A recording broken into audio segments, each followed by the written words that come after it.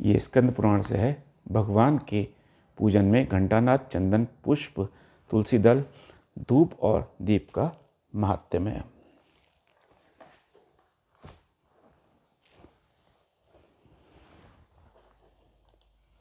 नारायणं नमस्कृत्य नरेव चैव नरोत्तमं देवीं सरस्वतीं चैव ततो जय मुदीरयेत्।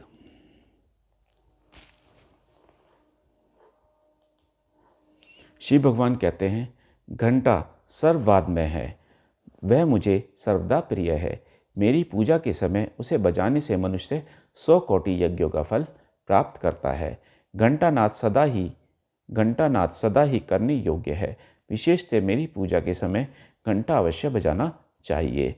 मृदंग और शंख की ध्वनि तथा प्रणाम के उच्चारण के साथ किया हुआ मेरा पूजन मनुष्य को सदैव मोक्ष प्रदान करने वाला है। मेरे पूजन के समय जो घंटानाद करता है उसे 100 जन्मों के पाप तत्काल नष्ट हो जाते हैं। जो मनुष्य गरुड़ की पीठ पर लक्ष्मी के साथ बैठे हुए मुझ शंख, चक्र, गदा और पद्मधारी विष्णु की पूजा करते हैं, वे मेरे धाम को प्राप्त होते हैं। मेरे समीप गीत, कीर्तन और नृत्य करके मनुष्य अपने पितरों का उद्धार करता है। जो गरुड़ चिन्ह से युक्त घंटा हाथ में लेकर धूप, आरती, स्नान, पूजा और विलेपन के समय मेरे आगे प्रतिदिन बजाता है, वह प्रत्येक उपचार में बजाने के बदले 100 चंद्रायण से प्राप्त होने वाले फल को पाता है। जो तुलसी काष्ठ का घिसा हुआ चंदन मुझे अर्पण करता है, उसके 100 जन्मों के समस्त पातकों को मैं भस्म कर देता हूँ। जो कलयुग के माघशीस मास में मुझे तुलसी काष्ठ का चंदन देते हैं, वे निश्चय ही कृतार्थ हो जाते हैं। जो शंख में चंदन रखकर माघशीस मास में मेरे अंगों में लगाता है, उसके ऊपर मैं विशेष प्रेम करता हूँ। जो अघन में तुलसी दल और आंवले से भक्तिपूर्वक मेरी सेवा करता है, वह मनोवांछित फल को पाता है। बेला, चमेली, जूही, अतिमुक्ता, माधवी लता, कनेर, वैजंती, विजया, चमेली के गुच्छे, कर्णिकार, कुरैया, चंपक, चातक, कुंद, कंचूर, मल्लिका, अशोक, तिलक तथा अपरयूथिका इत्यादि फूल मेरी पूजा के लिए उत्तम होते हैं। केतकी का पत्ता और पुष्प, भृंगराज, तुलसी का पत्ता और फूल, ये सब मुझे शीघ्र प्रसन्न करने वाले हैं। लाल, नील और सफ़ेद कमल माघशीस में मुझे अत्यंत प्रिय है। मेरी पूजा के लिए वे ही फूल उत्तम माने गए हैं, जो सुंदर रंग वाले होने के साथ ही सरस और सुगंधित हो। विल्व पत्र, शमी पत्र, भृंगराज पत्र और आमल की पत्र, ये मेरे पूजन के लिए शुभ हैं। वन तथा पर्वत में उत्पन्न होने वाले फूल और पत्र यदि तुरंत के तोड़े हुए, छिद्र रहित और कीट वर्जित हो, तो उन्हें जल से धोकर उनके द्वारा मेरी पूजा करनी चाहिए। बगीचे में खिलने वाले फूलों से भी मेरी पूजा की जा सकती है। जिन वृक्षों के फूल मेरी पूजा के लिए उत्तम माने गए हैं, उनके पत्ते भी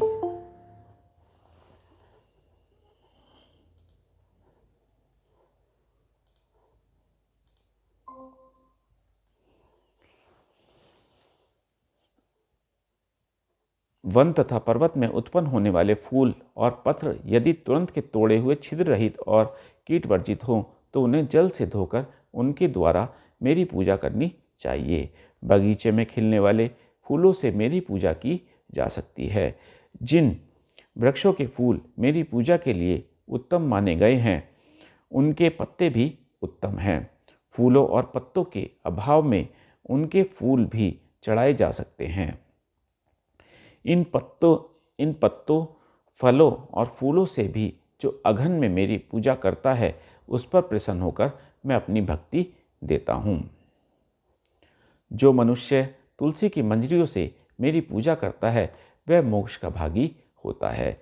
जो तुलसी का पौधा लगाकर उसके पत्तों से मेरी पूजा करता है, वह मेरे निवास स्थान श्वेतद्वीप में आनंद का अनुभव करता है। जो तुलसी दल से प्रतिदिन मुझ लक्ष्मीपति की पूजा करता है, उसके महापातक भी नष्ट हो जाते हैं। फिर उपपातकों की तो बात ही क्या। बासी फूल और बासी जल पूजा के लिए वर्जित है, परंतु तुलसी दल और गंगा जल बासी होने पर भी वर्जित नहीं है। विल्वपत्र, शमी पत्र, चमेली पत्र और कमल तथा कौस्तुभ मणि से भी तुलसी दल मुझे अधिक प्रिय है। जिसके पत्ते कटे न हों और मंजरी के साथ हो, ऐसे ही तुलसी मुझे लक्ष्मी के समान प्रिय है। जैसे कृष्ण और शुक्ल दोनों पक्षों की एकादशी मुझे प्रिय है, उसी प्रकार गौर और कृष्ण दोनों प्रकार की तुलसी मुझे प्रिय है। कौस्तुभ आदि असंख्य रत्न तभी तक गरजते हैं जब तक कि श्यामा तुलसी की श्याम मंजरी नहीं मिलती है।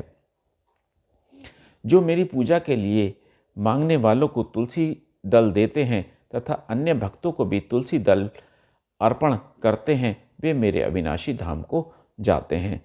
जो काले अगरू के बने हुए धूप से मेरे मंदिर को सुवासित करता है, वह वैष्णव नरक समुद्र से मुक्त हो जाता है। गुगलू में भैंस का घी और शक्कर मिलाकर जो मुझे धूप देता है, उसकी अभिलाषा को मैं पूर्ण करता हूँ। अगरू का धूप देह और गेह दोनों को पवित्र करता है। राल का बना हुआ धूप यक्षों और राक्षसों का नाश करता है।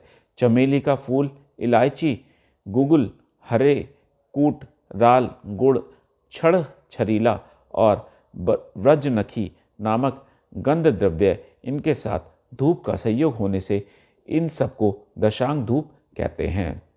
यदि मेरे अत्यंत प्रिय मार्गशीर्ष मास में कोई मनुष्य दशांग धूप देता है, तो मैं उससे अत्यंत दुर्लभ मनोरथ बल, पुष्टि, स्त्री, पुत्र और भक्ति देता हूँ।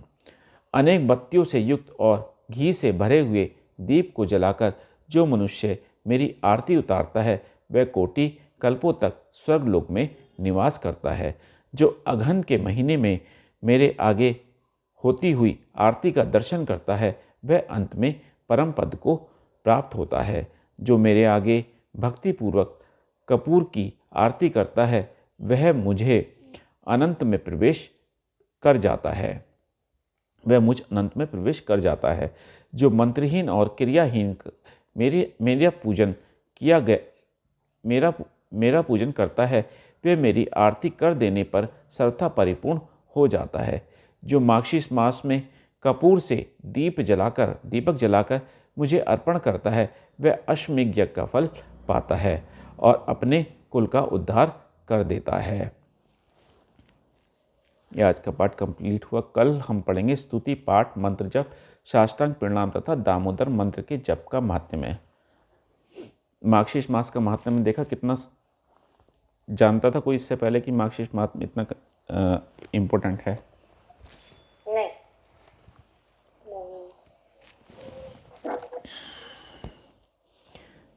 धर्म की जय हो, अधर्म